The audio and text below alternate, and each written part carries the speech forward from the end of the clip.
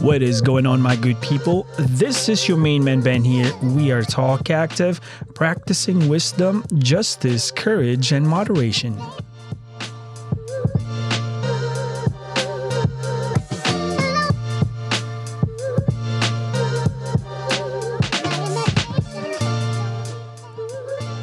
Happy Junior Friday to everybody.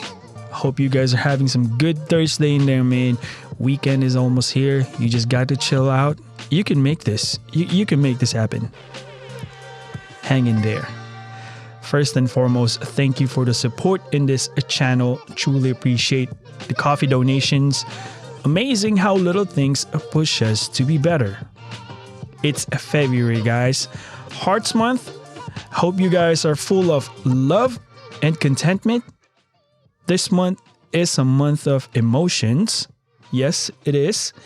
We practice moderation. So the goal of this month is reaching a stable understanding of our emotion.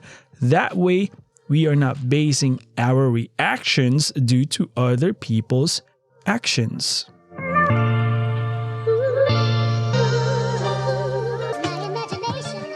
Once again, guys, if you are new to this channel, we mainly focus on self-well-being. The goal is molding us to be our own artist and mastering our own life as the ultimate art, your ultimate piece. Yes. Thank you for listening, guys. I appreciate you all, man. Especially to our listeners down on different sides of the world. Shout out to our people in Libya. Thank you guys for putting this channel a little bit higher in the pedestal. It means a lot. You know, we're not chasing anything here. We're just trying to spread positivity with all these happenings in the world. A little positivity, we can all benefit from it. But other than that, before we start, guys, quick prayer. Please, no one should ever reject you, Father, based on how I represent you, Jesus. Thank you. Once again, man, it's amazing that things that we appreciate every single day, we take for granted, but other people, they're wishing for it. Now, the title of this, it's funny how I said that, because the title of that's unplanned, but the title of this last episode of the month is Wish to Not Wish so that you don't want anything. So I'll just recap that later, but that is some kind of a different type of how I said that. We are in the month of February. Theme of the month is passion. The things that we cannot change to accept rather than fight every little thing. The one who put the finishing touches on their life. Each day is never short of time. Since we practice practicality to be able to live well, we will apply the one that will work in our method. Once again, it's our last episode of the month. It has been an amazing learning stuff towards our theme of passion and emotions.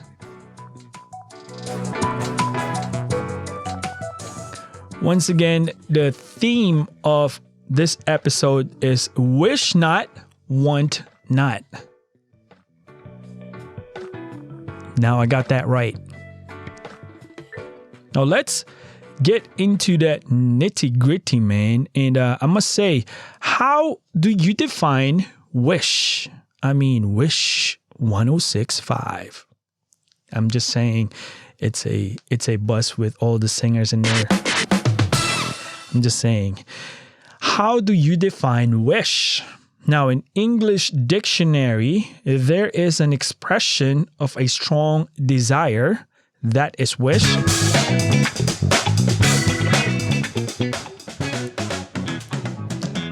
Wish is also hope for something that is not easily attainable. So let's get, wishing, I want to be a president of the United States of America. Very attainable, guys. Mostly all or most wishes likely will not happen. That is just a realistic thing that we don't want to say in front of the kids because they don't want to hear that. Of course, some adults as well, they don't want to hear that. Now, this month, man, it has been a good run for us. Thank you for the listeners, man. Hope you guys are picking up stuff in there. But to end our series of passion and emotions, we will tackle that topic. Wish not, want not. Now, let's get into that main root.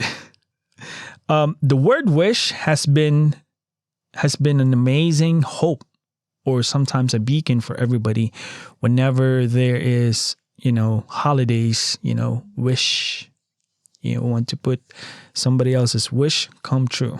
You're going to play that. All that is positive stuff, guys. It's positive stuff. But what we're trying to do here is to self-educate ourselves. We self-improved, so we strive for what is practically attainable. So what we're trying to do here is getting into action. That way we move forward. We're not putting anything down here, but we're going to digest it accordingly. Now, the word wish has been set up to us since our childhood. Make a wish when we sleep, when you see a falling star. Yeah. The desire of something that is hard to achieve. That's why you make a wish. Now, some things that you do not have, those are the things that we wish to have naturally. Now, it is not available to us. That's why we're wishing on it. We see a falling star when we go outside, we make a wish. I mean, what does a stardust got to do with that? It's falling. It's a piece of meteor. It's falling to the earth and it's hitting that atmosphere. That's why it's making that thing with the fiery thing on the back. And to us, it's instilled, make a wish. Make a wish. It's going to happen. Make a wish. It's free, I want to be president of the United States of America. Wish that sucker in there, man. Now, one thing. Throw a coin in the well. Wish. I want to be a manager. I want to be an attorney. Throw that coin in the wishing well. To me, this is how it sounds like. It sounds like a trap. In my honest opinion, it's so hard to understand every time that there's a birthday we celebrate. We always ask the celebrant to make a wish. Make a wish. When you blow that candle, make a wish. I'll be honest with you, in my entire existence, I only have a handful of cake, birthday cake, and I made a wish, but none of them really happened. I'm not discouraging anybody to make a wish. Once again, we are in passions and emotions on the month of February. Wishing is an emotion. It's a desire that something that you do not have, you want to make that happen. That's why we're wishing. I just want to put the reminder, Nate. But wait, let's talk about the gospel here. How about in the book of John 15:7? It says, "But if you remain in me and my words remain in you, you may ask for anything you want and it will be granted." That's in the book of John 15, verse 7. Now, if we talk about gospel, man, the God, all Father, all Son, did not encourage you just to follow Him and He will grant everything. Following Him means a lot of things. It's not just static. Okay. Well, if you have found salvation in Christ, then you would be following him. When you follow him, you walk, you talk, you embodied whatever Christ did. So Christ didn't sit down and just wish to his Father above that he will be granted salvation. He did not. He indeed had a lot of journeys, a lot of obstacle has to be, reached out or complete before he finally made a bigger statement that to save mankind, so that we'll be able to understand and see what is the true meaning of that fatherly love. Now, he did not sit down and just wish. He did put a lot of work every single day. Now, this is the thing that we want is wish not, want not. That's the thing with God itself, man. God really wanted you to put work. That's the thing. He did not mean that you just have to sit back and lay back, If we think about the wishing things, do you think if we want more money, basically, that will resolve a lot of things? If we have that mindset that we want money, that's what we wish in life, do you think money will just come in your door and Amazon will deliver it? Not really, right? If that would be the mindset, then wishing is very false. Because regardless of how you achieve or get that money, you wish to have more. Now, do you think God values money the same way you do? The same way we do? I don't think how God thinks about money at all. It's not for me to say that or to define it. We all have our personal journey. But for our listeners, how do you think God sees money? How do you think he defines that? It's treasure, it's resources, and you wish to have more.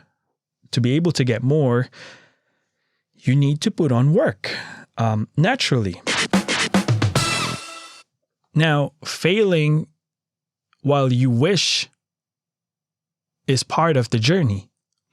A lot of individuals, famous, iconic individuals that change the course of mankind, such as Thomas Edison, so-called failed 10,000 times before perfecting the incandescent electric light bulb.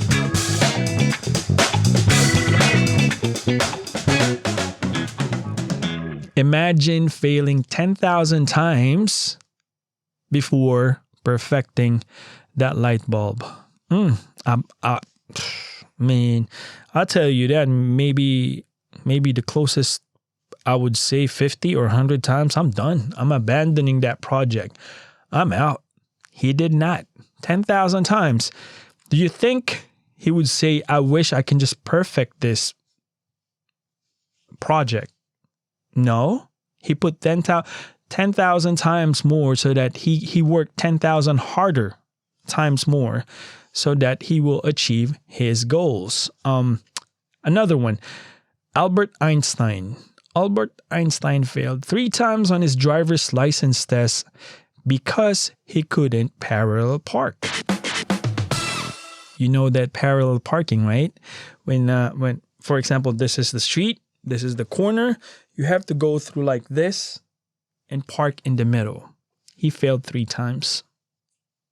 You think the first time he would say that, okay, I made a mistake. The second time he said, man, I thought I got it right. I wish I could have turned back time. The third time I was like, something's really off here, man. Something's really off. This guy's calculations is crazy. He never failed math. It's still, angles is still, coming through and all that. He failed 3 times. Now, I would say how I wish I could, but he did not. Now, I'm pointing out here that don't you think they said the same words? Wish, wish. Now, they put the work, they made it right. Now, that's the difference between wishing and putting work. Now, when we say putting work, they work whatever they have. They did not wish to have a nicer scissor to cut a fine or an artistic paper. Work whatever you have. Now, wishing, it's like definitely wishing is a desire that we cannot have. Now, I'll give you an example in this amazing country, man. On South Asian countries, there is a country that is named Bhutan. It is voted as one of the happiest country, followed by Pakistan, Nepal, Bangladesh, Sri Lanka. This was on year 2018. Now in Bhutan, they do not celebrate birthday. Wow. Now, I do not want to move in Bhutan because I want to celebrate my birthday. But for the record, they do not celebrate that. So naturally, they do not wish a lot. Like me, when I was smaller, I told you that none of my birthday wish came true. But unlike other countries, the strength of the ancient traditions in Bhutan, which is significantly very, very deep, the reason for the country's success, Bhutan did not give into the Western culture of running behind fashions, trends, and other stuff that we practice daily. Basically, by tradition, the king in Bhutan believed that people's happiness is not dependent on the nation's economic possessions. Now, Bhutan practiced Buddhism. Buddhist values encourage people to focus more on what they have done than what they don't. So what they have, they more focus on it than what they don't have. They do not focus on those things.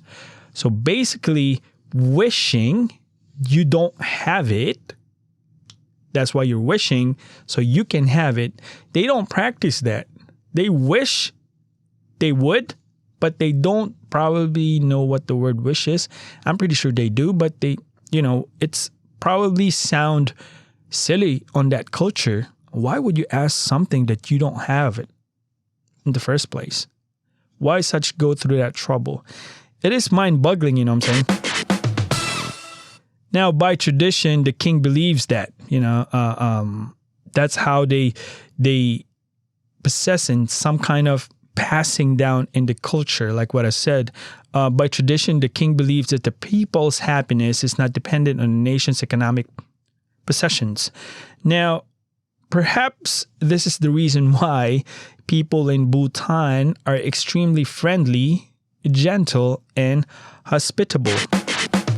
How I wish downtown Baltimore and Dundalk would be like that, but I'm not pointing that out. The problem is I already said it. I'm just saying, man. But as a culture, Bhutan made a big step on leveling the field of desire.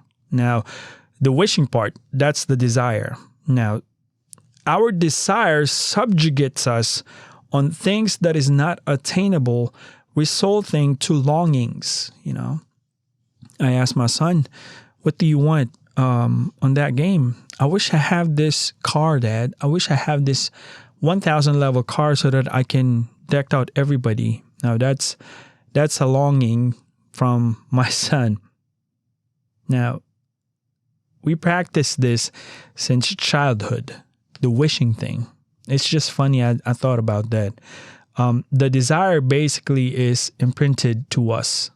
I'm not saying it's our parents' fault, but they just passing the baton to us. Basically, it is passed by culture. It became a normal practice. That's why wishing in our culture is. We're not saying that you shouldn't have any wishes. If wishing equals to positivity or production in your life, then so be it.